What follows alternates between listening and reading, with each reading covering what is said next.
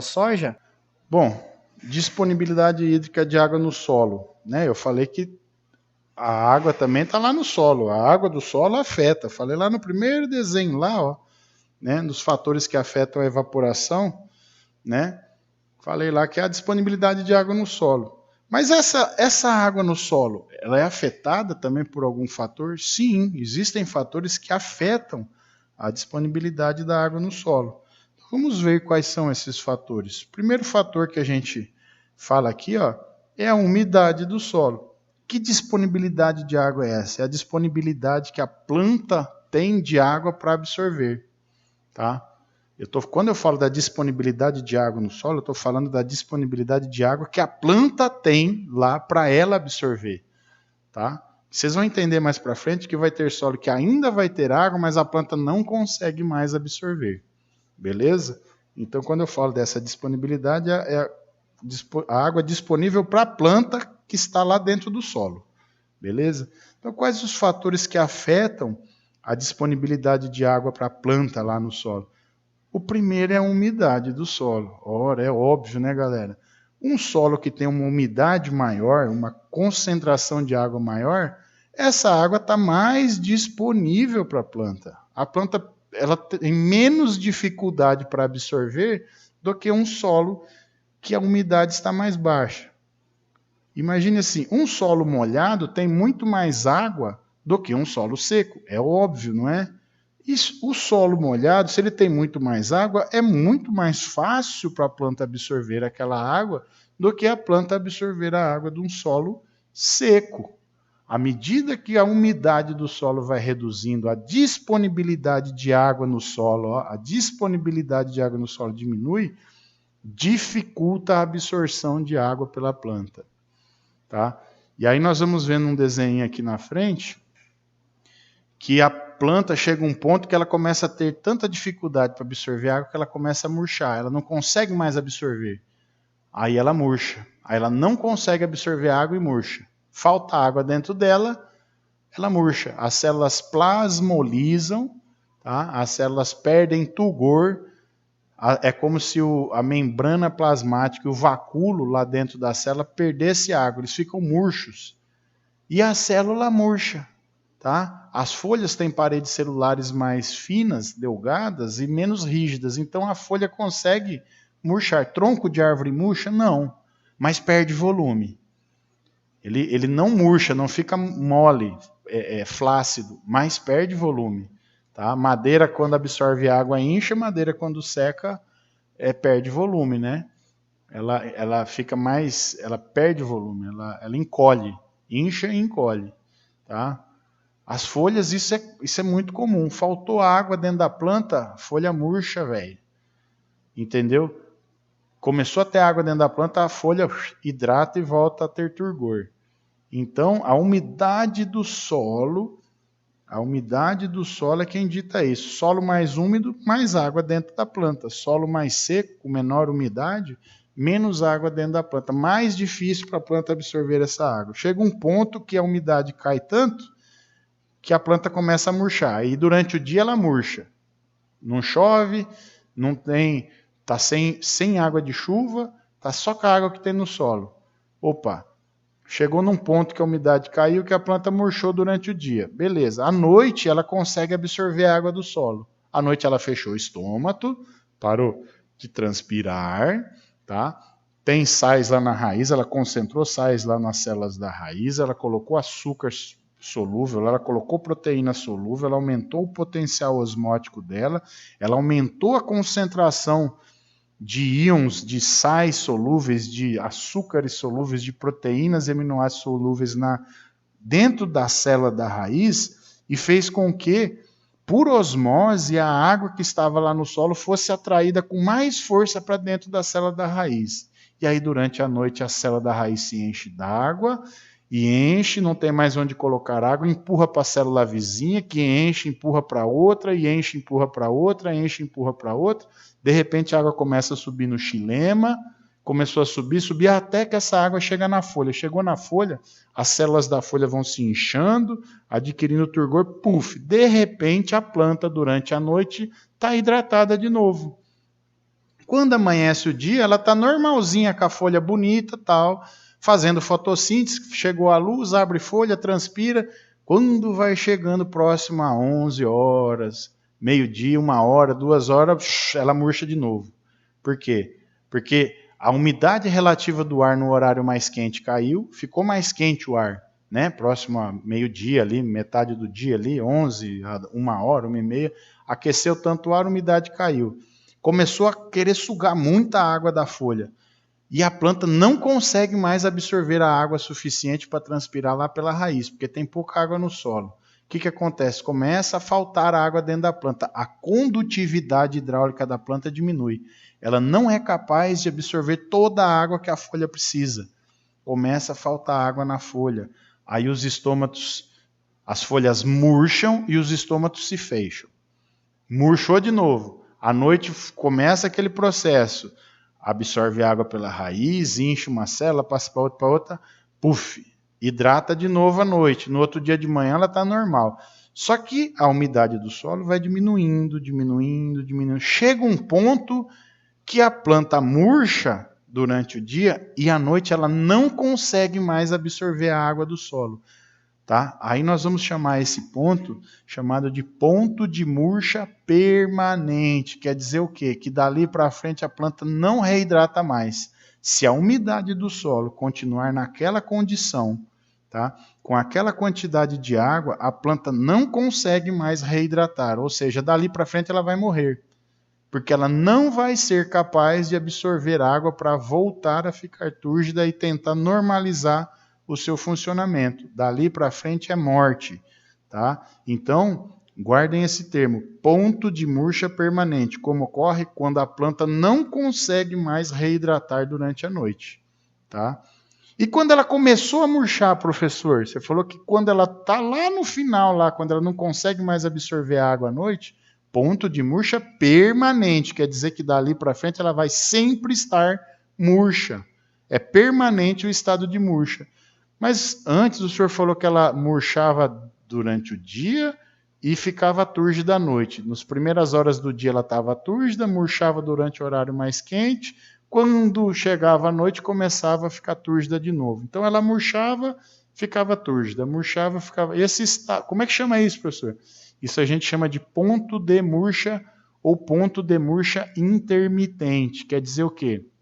Quando a planta começa a murchar, ela atingiu o ponto de murcha. Quer dizer que a umidade no solo faz com que ela murche durante o dia, mas ela ainda consegue reidratar durante a noite. Entenderam? Esse é o ponto de murcha, quando ela murcha durante o dia e reidrata à noite. Se a umidade diminuir, ela vai ficando... ela vai tendo mais dificuldade para reidratar durante a noite, até que chega um ponto que ela não consegue mais reidratar à noite. Ela não fica mais túrgida. E aí atinge-se o ponto de murcha permanente. A partir dali a planta vai morrer. Se eu não colocar água, é fato, a planta vai morrer. No ponto de murcha, a planta ainda não morre, mas ela começa a ter sérios problemas de desenvolvimento, produtividade, uma série de coisas. Então tem plantas que são mais tolerantes à falta de água, que eu consigo deixar ela por alguns dias em ponto de murcha, sem ter problema de produtividade. Elas vão murchar um pouco, mas depois hidrata, passa alguns dias assim, pá, beleza, não tenho grandes problemas, ela não vai me afetar muito na planta. Agora tem plantas, principalmente as plantas de ciclo curto, que se ela começou a entrar no ponto de murcha, imagine vocês um pé de rúcula, leva 20 dias para produzir um pé de rúcula, pessoal. 20 dias, 22 dias. Imagine que se eu deixo de jogar água no solo ou parou de chover na minha horta, a umidade está caindo, de repente a umidade do solo atingiu um ponto que a planta entra em ponto de murcha. Quer dizer o quê? Ela vai murchar durante o dia. Murchou durante o dia, fechou o estômago, parou de fazer fotossíntese, né? Durante a noite ela reidratou, no outro dia atingiu o ponto de murcha de novo. Parou de fazer fotossíntese. Mas ela está viva. E ela está precisando gastar açúcar para se manter viva. Da onde vem o açúcar? Da fotossíntese que ela fez antes e ela acumulou açúcar dentro dela. Ela tem lá uma reserva para gastar, tem um pouquinho de açúcar dentro dela, ela está gastando esse açúcar, mas ela parou, a taxa fotossintética caiu, ela diminuiu a produção de açúcar, então ela começa a gastar mais do que ela é capaz de produzir. Entenderam isso? Está no ponto de murcha, ela começa a gastar mais do que ela é capaz de produzir de açúcar. Então, a planta de ciclo curto se passa 2, 3 dias, 4 dias. Esses 4 dias representam um período significativo numa planta de 22 dias de ciclo.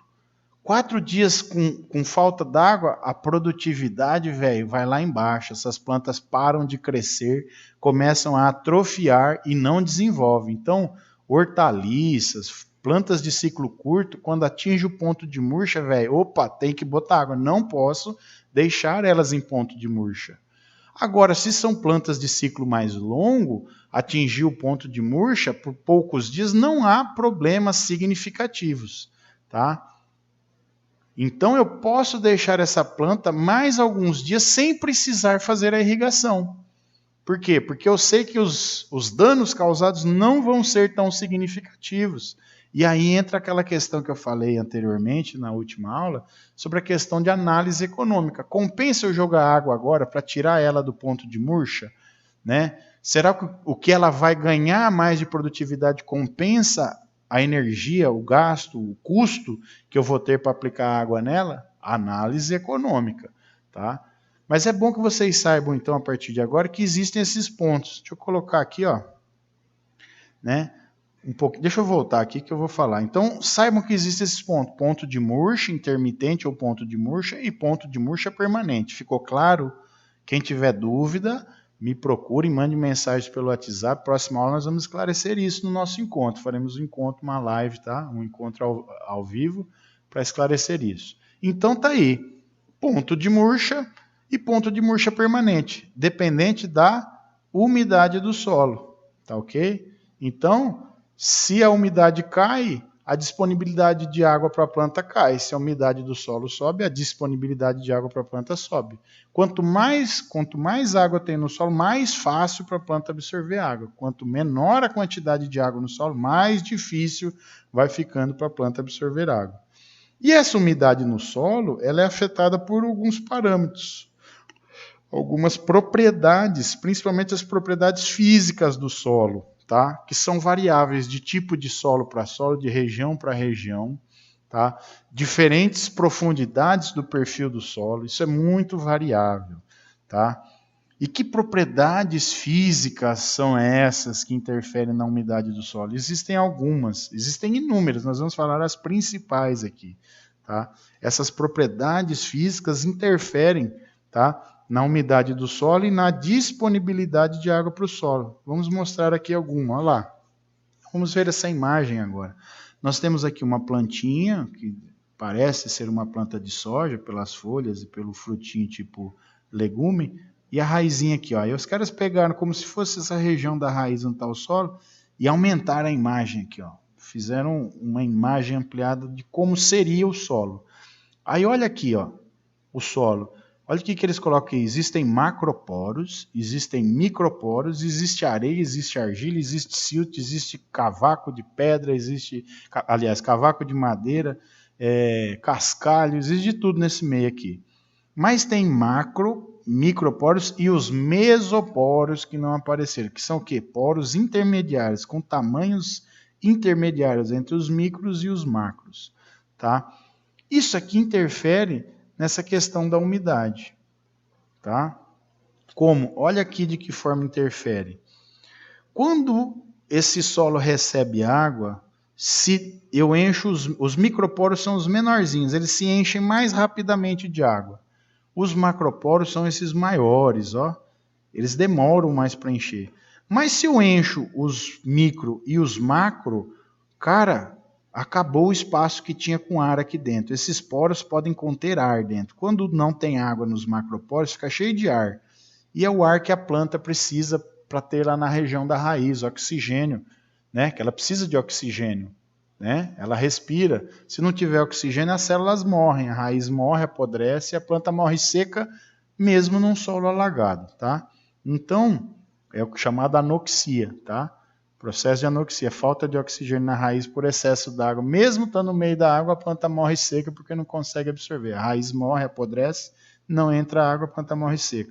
Poucas plantas resistem a essa condição de solo alagado. O arroz é uma planta típica, por isso que é plantado preferencialmente em solos alagados. As outras plantas não aguentam, mas o arroz aguenta. Tá? Então tá, macropórios encheu de água. Micropórios encheu de água. O ar foi expulso, ó. O ar foi embora. Quando eu perco todo o ar que está aqui dentro, não tem mais espaço de ar para ser ocupado por água, não tem mais espaço para a água ocupar, eu digo que o solo atingiu a saturação. O solo está saturado. Então, a saturação de um solo é dependente da quantidade de espaços que existem para ser preenchido por água. Solos que têm muito macropórios, pessoal, solos que têm muito macropórios, tem muito espaço vazio dentro do solo, demoram muito mais para atingir a saturação. Uma chuva para saturar um solo muito poroso precisa ser muito intensa. Entenderam? Eu preciso de muita água para saturar um solo poroso.